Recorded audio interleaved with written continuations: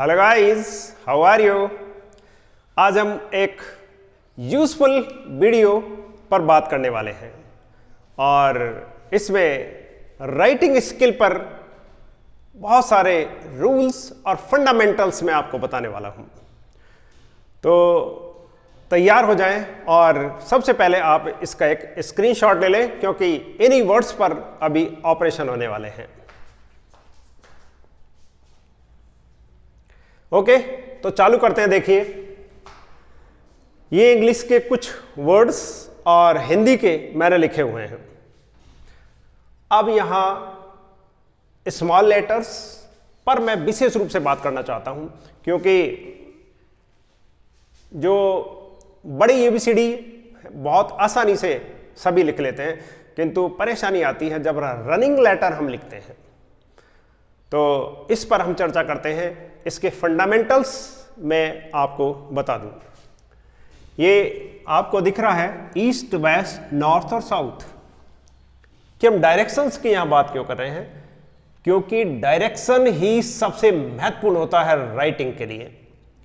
हमारा जो जितने भी हिंदी और इंग्लिश के वर्ड्स बने हैं वो सभी इसको ध्यान में रखते हुए बनाए गए हैं कि कहीं न कहीं हमारा हाथ स्मूथली चले, रुकावट नहीं हो। और वो इसलिए क्योंकि यहां देखिए, जो हमारा ये हैंड है वो इस तरफ बड़े आसानी से जा रहा है, बहुत आसानी से हम इधर ले जाते हैं, और एक जाता है हमारा नीचे, बड़े आसानी से जा रहा है। देखो, दो दिशाएं हमें बहुत सही लगी है कि हमारा हाथ स्मूथली चलता है, एक तो ईस्ट की तरफ और एक साउथ की तरफ। तो दो दिशाएं हमारे लिए लिखने के लिए बहुत उपयोगी हैं। बाकी की जो दोनों दिशाएं हैं वो शायद कहीं न कहीं हमें प्रॉब्लम क्रिएट करती है, हमारे हाथ को स्मूथली चलने से रोकती है। कैसे? मैं उल्टा हाथ चलाता हूं इधर, यहां अगर कलम चलेगी मेरी तो हो सकता है गलत चले, हो सकता है रुक जाए, और ऊपर चलाऊंगा ऐसे तो अभी मुझे परेशानी है। तो ये दोनों ही हमारे लिए रॉन्ग है। तो हमें पहले तो ये ध्यान रखना है कि हमारा जो राइटिंग, चाहे हम लेफ्ट से लिखें या राइट से, किंतु ध्यान रहे कि ये दोनों दिशाओं पे हम ज्यादा काम करें। किसी भी वर्ड को, किसी भी लेटर को अगर हम बनाएं तो बनाते समय ध्यान रखें कि वो ईस्ट की तरफ जाए और साउथ की तरफ जाए हमारा हाथ मैक्सिमम, तो हमारी राइटिंग निश्चित ही सुधरने वाली है। अब मैं इनकी बात कर लूं, छोटे लेटर्स जो स्मॉल लेटर्स हैं इंग्लिश के, उस पर देखिए कुछ लेटर्स को मैंने अलग छांट लिया है। ये 14 लेटर्स है इंग्लिश के। जो 26 लेटर्स होते हैं उनमें 14 मैंने अलग छांटे हैं, 7 अलग छांटे हैं और 5 अलग छांटे हैं। इनकी कैटेगरी मैंने इसलिए बनाई है कि इस कैटेगरी में रहकर अगर हम प्रैक्टिस करें तो निश्चित रूप से ही हमारी प्रैक्टिस अच्छी होने वाली है। ये 14 लेटर्स वो हैं जो दो लाइनों के बीच में बिल्कुल एक सिमेट्री में ही लिखे जाने वाले हैं। सारे देख सकते हैं, ACEI MNOR SUV W X और Z। ये सारे 14 लेटर्स हैं। इन पर अगर सही दिशा में सही सिमेट्री अगर हमारी होगी तो हमारी राइटिंग अच्छी ही लगेगी। किंतु अगर ये छोटे होते हैं, यदि मैं ए यहां तक लिख दूं, यहां तक ही लिख दूं इसको, तो निश्चित रूप से कुछ अक्षर, कुछ वर्ड्स मेरे ऊपर होंगे लाइन के, कुछ नीचे होंगे, तो सिमेट्री नहीं होगी।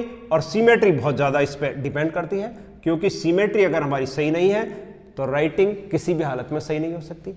दूसरे वर्ड्स देखिए, वो हैं जो लाइन पर भी आएंगे और लाइन के ऊपर भी निकलेंगे, और इनका रेशो जितना हम लाइन पर लिखते हैं इतना ही इसका रेशो ऊपर भी होना चाहिए। मतलब 50-50%। 50% वर्ड हमारा नीचे होने चाहिए और 50% ऊपर होना चाहिए। तो ये 7 लेटर्स हैं। इनकी प्रैक्टिस इस तरीके से ही अगर करें कि B, D, F, H, K, L और T, इनको यदि हम इस तरीके से देखें तो 50% ये आधा यहां आ जाता है, 50% ऊपर जाता है। अब हम बात करें रिमेनिंग 5 लेटर्स। ये 5 वो लेटर्स हैं जो लाइन पर भी आते हैं और नीचे जाते हैं। वही रूल इसमें भी अप्लाई होता है कि 50% आप लाइन पर इसका ले लें, बाकी का 50% लाइन के नीचे हो, ना ज्यादा ना कम। अगर इस तरीके के हम वर्डिंग्स की सेटिंग करेंगे तो राइटिंग अच्छी होने ही वाली है। देखिए कुछ वर्ड्स मैंने यहां लिखे हैं जो आप देख सकते हैं। ये एक सिमेट्री में है, बिल्कुल एक सिमेट्री हमारी चलेगी। फिर 50% ऊपर अगर ये जा रहा है तो 50% ऊपर जाएंगे। अगर नीचे जाने वाले कोई भी वर्ड्स होंगे तो वो 50% ही नीचे जाएगा। ये हमें ध्यान रखनी है। तो ये इंग्लिश के वर्ड्स थे जो हमने देखे। अब देखिए हिंदी में भी वही नियम है कि एक सिमेट्री, अक्षरों की बनावट गोलाकार राउंड शेप में हो। अगर राउंड शेप में बनावट हमारी होगी तो निश्चित रूप से राइटिंग सुंदर ही लगती है। देखिए ये ए आ ई ई जो 12 लेटर्स हमारे हैं, इनको 3 भागों में मैंने खाली 3 लिखे हैं। वो इसलिए कि इनमें सब कुछ आ जाएगा हमारा। ए आ ई, दोनों ई इससे आ जाएंगे, ए आई ओ जो भी, वो सब इन 3 लेटर से बनते हैं। यदि 3 लेटर्स की बहुत अच्छी तरीके तैयारी अगर हम कर लेते हैं तो हमारे बाकी के लेटर्स अपने आप अच्छे हो जाते हैं। बाकी की जो कैके गैगेणे हिंदी में है वो मैंने अलग अलग वर्ड्स यहाँ लिखे हैं और लगभग सब ही लिख दिए हैं। लिखने का तरीका, पेंसिल को, इस चॉक को या पेंसिल को, पेन को या मार्कर को या बोर्ड मार्कर, जैसा भी आप जिससे भी लिखना चाहें उसको पकड़ने का तरीका थोड़ा सा मैं बता दूं कि कोई भी पेन है या चौक है, हम ये तीन उंगलियों को सबसे ज़्यादा काम में लेते हैं। सबसे बेटर होता है वैसे तो जिसकी जो आदत है उसको आप रखें और वो ज़्यादा अच्छी है, क्योंकि हम चेंज नहीं कर सकते बार बार हमारी। तो मैं तो इसलिए ये बता रहा हूँ कि आप अगर ऐसे पेन को या पेंसिल को पकड़ेंगे तो हमारी ग्रिप बहुत अच्छी होगी, क्योंकि ये दोनों उंगलियां ऊपर और नीचे सपोर्टिंग के लिए हमारी मिडिल फिंगर होगी। अगर सपोर्टिंग बहुत अच्छी है, नीचे कुछ केवल 2 उंगलियों से ही पकड़ के और लिखते हैं तो प्रॉब्लम आ रही है और आती भी है। किंतु मैं ये इस पर जोर नहीं दूंगा कि आप कैसे पकड़ते हैं, क्योंकि बहुत मुश्किल होता है किसी को यदि आदत लग गई तो। किंतु अब आप इन लेटर्स की और इनकी जो मात्राएं हैं वो भी मैंने यहाँ दर्शाई है कि किस तरीके से आप इनको लिख सकते हैं। इनकी सब मात्राएं लगभग इसमें कवर हो जाती है। अब आपको कुछ वर्ड्स मैं लिख के बता रहा हूँ कि हम किस तरीके से इनको पकड़ें, और इंग्लिश के या हिंदी के जो भी लेटर्स हैं, क्योंकि इन लेटर्स के ऊपर ही हमारी राइटिंग अच्छी होने वाली है। यहाँ कर्सिव राइटिंग की और जो हमारे कर्सिव राइटिंग के बड़ी एबीसीडी और छोटी एबीसीडी वाले जो वर्ड्स हैं उनकी प्रैक्टिस मैं अगले वीडियो में लेकर आने वाला हूं। उसमें हम पेंसिल से कैसे लिखते हैं प्रैक्टिकल वर्क पे जाएंगे, हम पेन से कैसे लिखें, बोल्ड मार्कर से कैसे लिखें या स्केच पेन से कैसे लिखें, उनकी कलम बना के कैसे लिखें, ये सब ऑपरेशन अगले वीडियो में करने वाले हैं। किंतु यहाँ हमें देखना है, जैसे मैं ए लिखना चाहता हूँ तो देखिए कैसे लिखूंगा कि यहाँ पहले मैं चौक को कैसे भी पकड़ने का ढंग है, ये आप इसको यहाँ लेके आए, उसके बाद में यहाँ से आप ऊपर ले जाए इसको 50% क्या, ये थोड़ा सा ध्यान रखें।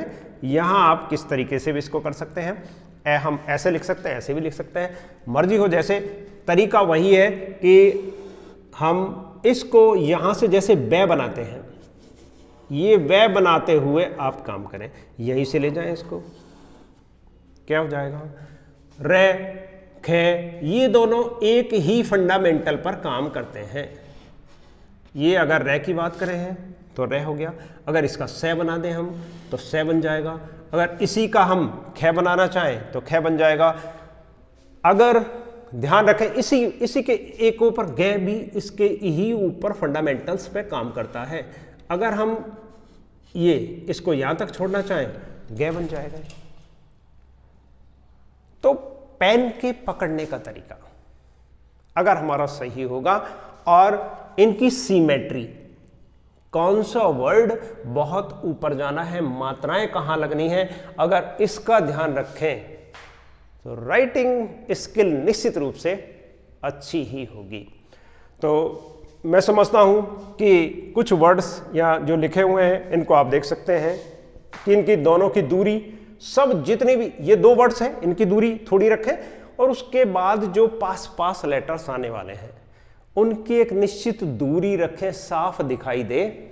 और सीधे अक्षरों को यदि हम लिखें बिल्कुल स्ट्रेट, देखिए सारे जितने भी वर्ड्स हैं मैंने बिल्कुल स्ट्रेट लिखे हैं, कोई इटैलिक नहीं किया है, कोई अलग से कलाकारी नहीं की है, इसमें सिंपल वर्ड्स मैंने लिखे हैं। अगर कर्सिव राइटिंग हम लिखना चाहें, जैसे ये दो वर्ड्स मैंने लिखे हैं, और स्मॉल रनिंग कर्सिव राइटिंग, तो वो अगले वीडियो में आपको मिलेगी। तो इसमें मैं समझता हूं कि आपने बहुत कुछ देखा होगा, और अब हम मिलते हैं अगले वीडियो के लिए। इससे पूर्व आपको यदि ये वीडियो पसंद आए तो लाइक करें, शेयर करें और सब्सक्राइब करें, बेल आइकन जरूर दबाएं, जिससे मेरे आगे के अपडेट्स और नोटिफिकेशन आपको मिलते रहे। Okay, bye.